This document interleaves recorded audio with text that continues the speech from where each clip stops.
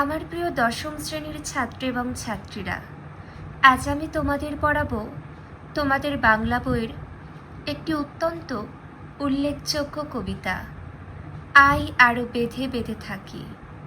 এই কবিতাটি পড়াবো। তোমরা সকলে নিজেদের পাঠ্যপুস্তক খোলো, 28 পৃষ্ঠা। আশা করছি তোমরা পাঠ্যপুস্তক খুলেছ। এইবার আমি পড়ানো শুরু করছি। সকলে কবিতার দিকে লক্ষ্য করো। দেখো, কবিতার নাম আই আরও বেঁধে বেঁধে থাকি। কবি হলেন শঙ্খ ঘোষ। কবিতাটির উৎস জলই পাষাণ হয়ে আছে কাব্যগ্রন্থ থেকে আই আরও বেঁধে বেঁধে থাকি কবিতাটি নেওয়া হয়েছে। এইবার তোমরা কবিতাটির দিকে আলোকপাত করো। দেখো, আমাদের ডান পাশে ধস, আমাদের বাঁয়ে গিরিখাত, আমাদের মাথায় বোমারু, পায়ে পায়ে হিমানির বাঁধ, আমাদের পথ নেই কোনো, আমাদের ঘর গেছে উড়ে। এই লাইনগুলোর মধ্য দিয়ে আশা করছি তোমরা বুঝতে পারছো এখানে কঠিন পরিস্থিতির কথা বলা হয়েছে, যেখানে মানুষের জীবন একেবারেই বিপন্ন হয়ে উঠেছে। মানুষ প্রত্যেকটা মুহূর্ত ভয়ে ভয়ে কাটাচ্ছে, কারণ মৃত্যুর আশঙ্কা জড়িয়ে রয়েছে। তাই বলা হয়েছে, দেখো ভালো করে, আমাদের ডান পাশে ধস, মানে মানুষ যেদিকেই দেখছে সেই দিকেই বিপদ। এখানে বিপদকেই কিন্তু ডান পাশে ধস বলা হয়েছে। আমাদের বাঁয়ে গিরিখাত, অর্থাৎ বাঁয়েও রয়েছে কিন্তু সংকটজনক গিরিখাত। আমাদের মাথায় রয়েছে বোমারু, অর্থাৎ মাথার উপরেও রয়েছে কি বোমারু। বোমারু শব্দের অর্থ বোমা ফেলে যে বিমান, যে বিমানের মধ্য দিয়ে বোমা ফেলা হয়, ওই ধরনের বিমানকেই কিন্তু বোমারু বলা হয়েছে, মনে রাখবে।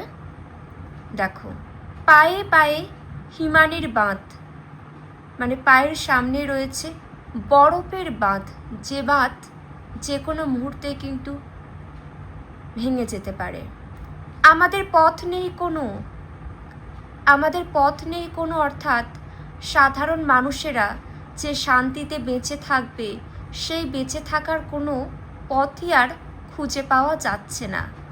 আমাদের ঘর গেছে উড়ে, মানুষের যে শান্তির আশ্রয় ঘর, সেটাও কি উড়ে গিয়েছে। পরবর্তী লাইন দেখো, আমাদের শিশুদের সব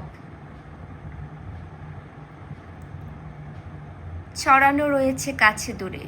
কাছে দূরে আমাদেরই কিন্তু ঘরের শিশুদের সব, অর্থাৎ ছোট্ট ছোট্ট বাচ্চাদের মৃতদেহ ছড়ানো রয়েছে। আমরাও তবে এইভাবে এ মুহূর্তে মরে যাব নাকি? কবিতায় আশঙ্কা করেছে যে প্রতি মুহূর্তেই মৃত্যু ঘটছে। ছোট ছোট শিশুদের অবস্থাও অতি শোচনীয়ভাবে তারা মারা যাচ্ছে। তাহলে আমরাও কি এই মুহূর্তে মরে যাব?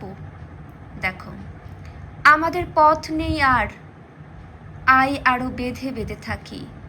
সংকটজনক কঠিন পরিস্থিতিতে যখন আর পথ খুঁজে পাওয়া যাচ্ছে না, তখন আশাবাদী কবি সমগ্র মানুষ জাতিকে আমন্ত্রণ জানিয়েছে যে এসো সবাই একত্রিতভাবে হই, আর বিরোধী শক্তিকে আমরা দমন করার চেষ্টা করি, তবেই কিন্তু আমরা এই বিপদ থেকে সবাই মুক্তি পাব।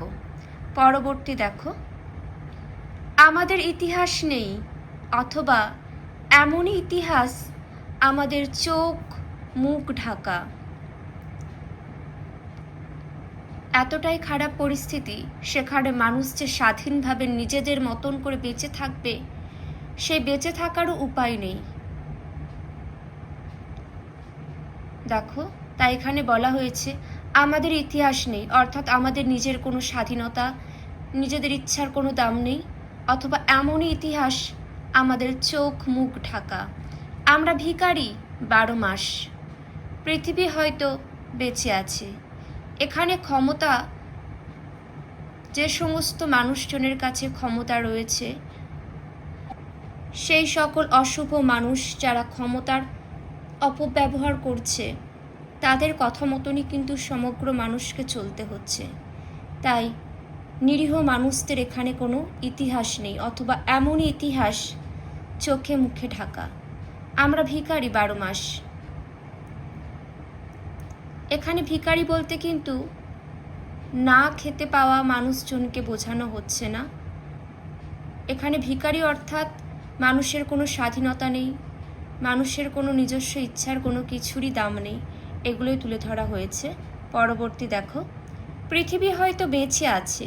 এই পৃথিবী এই কঠিন পরিস্থিতিতে হয়তো বেঁচে আছে। পৃথিবী হয়তো গেছে মরে, হয়তো মরেও গেছে। আমাদের কথা কে বা জানে? সাধারণ মানুষের এমন দুঃখের কথা কে আর জানে? এগুলোই বোঝাতে চেয়েছে কবি। পরবর্তী দেখো, আমরা ফিরেছি দৌড়ে দৌড়ে। সমগ্র মানুষের কাছে দৌড়ে দৌড়ে যা হয়েছে এগুলি বোঝানো হয়েছে। কিছুই কোথাও যদি নেই, তবু তো কজন আছি বাকি। আয় আরও হাতে হাত রেখে, আয় আরও বেঁধে বেঁধে থাকি। কবি এখানে শুভ বুদ্ধিসম্পন্ন মানুষকে আমন্ত্রণ জানিয়েছেন যে সকলে মিলে একসাথে আমরা অশুভ শক্তিকে দমন করব আর সমস্ত বিপদ থেকে মুক্তি পাব। এই আশা রেখেই কিন্তু এখানে তুলে ধরেছেন আয় আরও বেঁধে বেঁধে থাকি। কারোর কোনো মন্তব্য থাকলে অবশ্যই কিন্তু তোমরা জানাবে। এখানেই শেষ করছি। সকলে ভালো থেকো।